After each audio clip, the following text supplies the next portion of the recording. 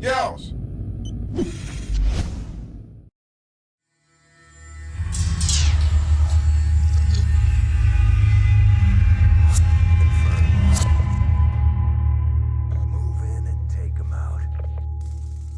This is Delgar the Casual Gamer bringing you another Black Ops 2 gameplay commentary. This time, some kill confirmed on the map, Standoff. Several weeks ago, Drifter put out a philosophical commentary about how to discover who you really are. And to sort of just give you a Cole's Notes version of that commentary, basically he states that you really discover who you are, when the chips are down in your life, or when you have to make some sort of snap decision. One of my other favorite commentators, Superpook, sort of made a response video to Drifter's video, and she described an event that took place in her life.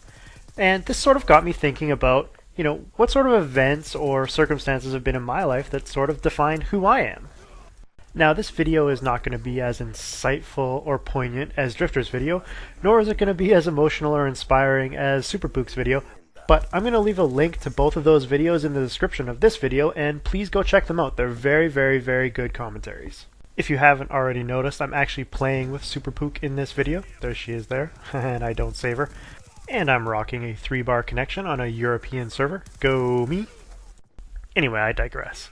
So, after watching these two commentaries, I thought to myself, what really makes up who I am? Who is Delgar? And so one of the very first events that sort of popped up into my mind was something that happened to me back when I was in university. It was a cold, snowy day in the middle of winter back in Canada, and the roads were extremely icy and slippery. I was on my way home from school, thinking about all the homework I probably wasn't going to do, when up ahead of me I saw a minivan skid across 3 lanes of traffic, into the ditch, and slam up against one of those sound barrier walls. If you don't know what one of those are, this is like a heavy sort of brick wall that they basically put up on the side of roads to prevent the sound from traffic getting into the communities. There were dozens of cars in front of me, and nobody stopped. Nobody stopped to see what happened or to see if this person was okay. I pulled my car over and ran through the ditch in the snow. The driver's side of the minivan had basically smashed right up into the wall, so it was jammed in there. So I looked in the passenger side window, and in the driver's seat was a woman, unconscious, with a bit of blood dripping down her face. At this point, it had been years since I'd had any sort of first aid training. Growing up, I was very active in the Boy Scouts, and in Canada it's a little bit different than in the States. At an early age, you're called a beaver when you're really young, around kindergarten age, and then you become a Cub Scout, and then you're a Boy Scout, and then after that it's Ventures and Pathfinders, I think. And I went all the way up to Ventures, and one of the things that you usually do, or at least we did in our group, is every year we would do some sort of first aid training. And there was even one year where we took a 3-day, it was called the 3-day St. John's Ambulance course, and it was pretty intensive. So, I've had first aid training, but it had been several years since I'd had any first aid training, and so everything sort of floods back to you in this moment. So the very first thing I did is I scanned the area just to make sure that it looked safe, that there was going to be no other immediate dangers, and I looked around and I looked in the back of the van and I saw that there was a car seat there, and thankfully there was no child in it. Next, I needed to get help. Nobody else had stopped. I was the only one who stopped.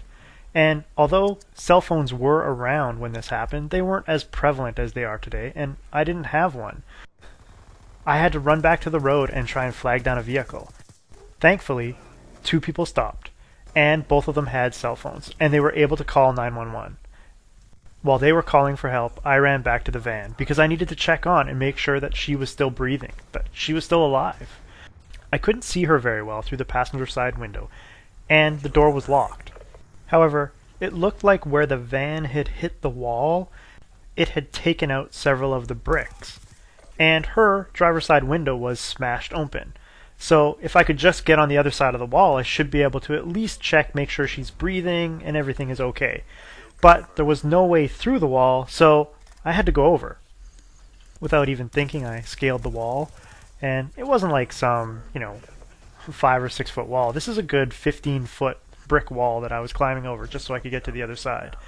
And once on the other side, I could see that her breathing was shallow, but she was breathing. And I had like a sigh of relief at this point, because I don't know what I would have done. Like, if she hadn't been breathing, what would I have done? In the case of a car accident, you don't want to move somebody. She could have a neck injury. I could be causing serious damage. But if she wasn't breathing, I would have had to give her mouth-to-mouth resuscitation. And I hadn't ever really done it on a real person before. So, I've always wondered, if she hadn't been breathing, what would I have done? Would I have been able to do the right thing? But thankfully she was breathing, and she was only unconscious. So I just had to stay there and monitor her while we waited for the emergency services to arrive. Once the paramedics arrived, they took over, got her out of the vehicle and into the ambulance, and she never regained consciousness while I was there. I was contacted by her insurance several weeks or months later, so I'm pretty sure she was okay. And they were just trying to find out some more information of what might have happened in the accident, and I didn't really see the accident. I only ever saw the van crossing the 3 lanes of traffic. So I couldn't really help them out there. So I guess the question is, what did this situation teach me about myself? I don't really think of myself as a hero, because I don't really think I did anything out of the ordinary. I just think that, when push comes to shove, I'm gonna do the right thing. I think that's who I am. When push comes to shove, Delgar's gonna do the right thing. Because I'm pretty sure that most of my viewers out there probably would have stopped and they would have helped out.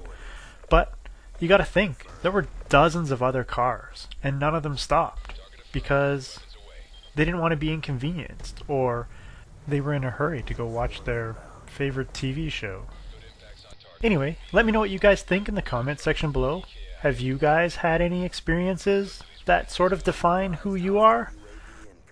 Anyway, I just thought I would share this story with you guys because it was sort of something that I was thinking about after I watched those 2 commentaries. And I hope you enjoyed it.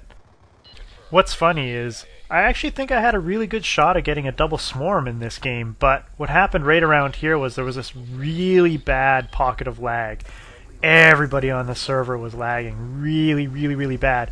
And then you watch here, watch this epic C4 fail. Well, I had a pretty good game, but I was out-beasted by Chicken Nugget. Check out this final score. Oh yeah. Until next time, Delgar out.